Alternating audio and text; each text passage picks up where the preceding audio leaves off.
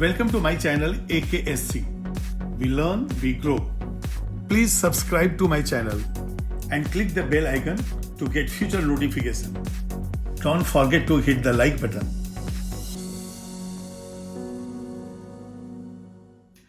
Iron के extraction में जो मेन ओर है वो है हेमेटाइट। इस हेमेटाइट में जो मेन इंप्यूरिटीज होते हैं वो है SiO2, Al2O3 और इसके साथ सल्फर एंड फास्फोरस भी इंप्यूरिटी के फॉर्म में होता है। अब ये देखिए, इन इंप्यूरिटीज का कहीं पे बेनिफिट मिलेगा और कहीं पे डिसएडवांटेज होगा। अब यदि मान लिए SiO2 और Al2O3 ये दो इंप्यूरिटी ज्यादा है, अब इसमें क्या होगा, आपका आयरन का कंटेंट और में कम हो गया, और यदि आयरन कंटेंट कम हो गया तो फिर इसके लिए कॉस्ट ऑफ प्रोडक्शन आयरन का वो बढ़ जाएगा। तो ये हो गया आपका डिसएडवांटेज। अब हम देखेंगे कि SiO2 जो है इंप्यूरिटी, उसको कैसे निकालेंगे। इसको निकालने के लिए जो हम फ्लक्स यूज करेंगे वो होगा लाइमस्टोन। अब इसके अंदर आप देखेंगे कि जो मेन इंप्यूरिटी है इसमें सल्फर और फास्फोरस तो हमेशा होना है। तो पहले मैं यहां पे लिखता हूं मेन O और ये मैंने लिया Fe2O3 जो है हेमेटाइट। अब आप देखिए इसके अंदर जो इंप्यूरिटीज हैं, कुछ इंप्यूरिटीज का लिस्ट बना लेते हैं जिसका हम डिस्कशन करेंगे यहां पे। तो यहां पे इंप्यूरिटीज जो मेन है, एक हो गया SiO2, ये हो गया Al2O3, इसके साथ सल्फर है और फास्फोरस भी है। सबसे पहले देखेंगे कि SiO2 और जो Al2O3 है इस इंप्यूरिटी से क्या होगा। तो यहां पे हम देखेंगे if SiO2 and Al2O3 are more. अब ये ज्यादा यदि हैं, अब ज्यादा परसेंटेज का मतलब ही होगा कि आयरन का कंटेंट कम हो गया। अब जब आयरन का कंटेंट होगा तो हमारा कम कॉस्ट ऑफ प्रोडक्शन बढ़ेगा। तो if SiO2 and Al2O3 are more, then percentage of iron is less and the cost of production will be more, and the cost of production, भाई खर्चे ज्यादा हो जाएंगे ना, production will be more। ठीक है। अब यहां पे SiO2 Al2O3 हो गया। अब ये सल्फर और फास्फोरस किस फॉर्म में होते हैं वो भी देखते हैं।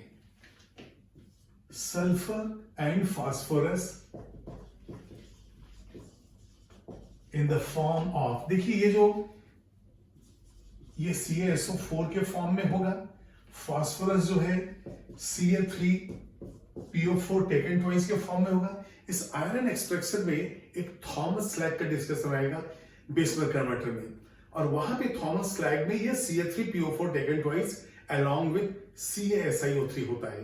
तो इसलिए Ca3PO4 टेकन ट्वाइस भी मैंने लिख दिया। उसके बाद आप देखेंगे Fe3PO4 टेकन ट्वाइस, ये भी हो गया। अब ये जो ओर है आयरन का, इसमें जो फास्फोरस का परसेंटेज है वो 0.05 या उससे ज्यादा हो सकता है।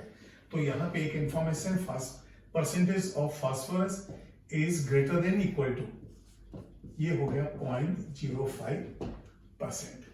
तो ये जो है हमने देखा कि ये यदि प्रेजेंट है तो क्योंकि ये काफी हेवी है तो यहां पे कॉस्ट ऑफ प्रोडक्शन बढ़ गया। और ये सल्फर फास्फोरस हैं तो इनका जो है क्या क्या इंप्यूरिटीज है वो डिफरेंट कंपाउंड्स वो मैंने लिख दिया है। अब यहां पे देखिए इसके अलावा MgCO3 CaCO3 भी होता है यहां पे। इसके बाद ये देखिए CaCO3 एंड MgCO3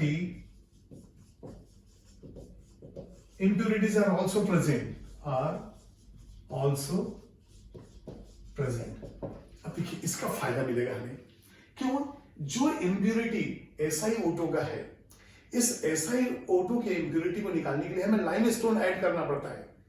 अब यदि पहले से ही यहां पे CaCO3 और MgCO3 हो तो थोड़ा सा कॉस्ट ऑफ प्रोडक्शन कम हो जाता है। क्यों, ये आपस में ही एडजस्टमेंट हो जाता है। So if CaCO3 and MgCO3 is more,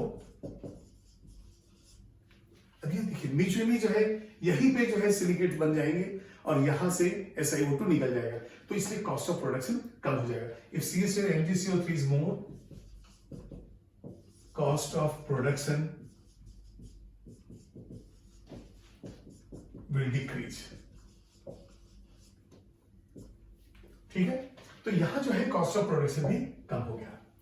अब इसके बाद तो ये हो गया हमारे जो ओर्स है उनके बारे में। अब यहां पे जो हम फ्यूल यूज करेंगे वो फ्यूल होगा कोक। तो कोक का क्या यूज होगा भाई, कोल जब बर्न होगा, कोक जब बर्न होगा तो एनर्जी प्रोड्यूस होगा, तो ये एनर्जी प्रोडक्शन में काम आ गया। और ये जो कोक है ये कार्बन मोनोऑक्साइड बनाएगा जो रिड्यूसिंग एजेंट जैसा काम करेगा। तो यहां पे रोल ऑफ फ्यूल ये मैं लिखूंगा। अब कोक हमने यूज किया है तो ब्रैकेट में डाल देता हूं कोक। अभी देखिए कोक के डस्ट पार्टिकल्स और हॉट एयर सप्लाई यहां करते हैं, ब्लास्ट ऑफ एयर, जिससे ये जलना शुरू हो जाता है। तो रोल ऑफ फ्यूल क्या है, पहला to produce energy, to produce fuel है और हमें हीट करना है तो ये एनर्जी प्रोड्यूस करेगा। और ये सी से बनेगा CO और CO जो है रिड्यूस करेगा Fe2O3 को। तो second it produces CO which is used as reducing agent। अब जो CO आपको प्रोड्यूस हुआ है ये हो गया रिड्यूसिंग एजेंट। ठीक है, इसको नोट कीजिए। उसके बाद हम बेसिक प्रिंसिपल भी देखेंगे इसके अंदर। अब देखिए जो कोक हमने यूज किया है वो बर्निंग से हमें प्रोड्यूस करेगा CO, और ये जो CO है यही रिड्यूसिंग एजेंट जैसा। तो अब देखेंगे रिएक्शंस क्या है। ये देखिए C+O2 गिव्स, अच्छा देखिए सबसे पहले ये CO2 बन गया, कंप्लीट बर्निंग हो गया तो CO2 बन गया। और जो अनरिएक्टेड कोक है, ये देखिए हमारा कोक है। अब इस कोक से ये CO2 रिएक्ट करेगा और यहां से बनाएगा CO।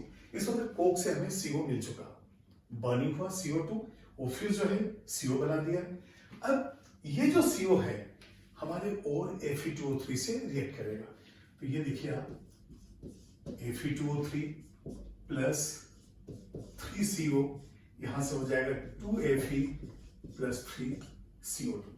तो इस तरह से जो है हमारे पास CO2 प्रोड्यूस हो गया, तो ये गैस वेस्ट एसिड में चला गया और ये आयरन बचा। अब यहां पे जो इम्प्योरिटी है, जो इम्प्योरिटी है वो कौन सा है, SiO2 का। और हमने फ्लक्स कौन सा यूज किया है, लाइमस्टोन। तो यहां पे लाइमस्टोन इज फ्लक्स। इम्प्योरिटी क्या है, SiO2। अभी बताइए यदि इम्प्योरिटी और फ्लक्स दोनों कंबाइन होते हैं तो क्या बनता है, स्लैग। तो यहां पे मैं लिख देता हूं impurity plus flux gives slag. अब यहां जो लाइमस्टोन हमने ऐड किया है, ये देखिए लाइमस्टोन एज ए फ्लक्स है और इम्प्योरिटी हमारा SiO2 है।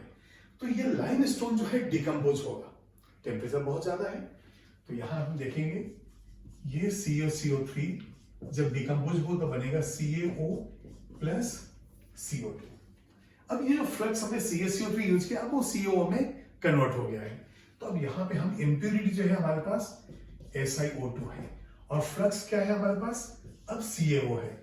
तो यहां से क्या बनेगा, CaSiO3 और यही है स्लाइड। जो कैल्शियम सिलिकेट है यहां पे, कैल्शियम सिलिकेट, ये हो गया हमारा स्लाइड। तो बेसिक प्रिंसिपल ये इन्वॉल्व है कि हमें जो है आयरन मिल चुका है यहां से और स्लैग जो है CaSiO3 के फॉर्म में निकल चुका है। तो ये जो है बेसिक प्रिंसिपल जो है वो इन्वॉल्व है। अब वन बाय वन स्टेप्स को हम लेंगे, concentration, magnetic separation, smelting, roasting, ये जितने भी हैं सारा चीज लेंगे और लास्ट में जो आयरन बनेगा तो उसके वेराइटीज ऑफ आयरन उसका भी मैं डिस्कशन करूंगा। तो please note down this one.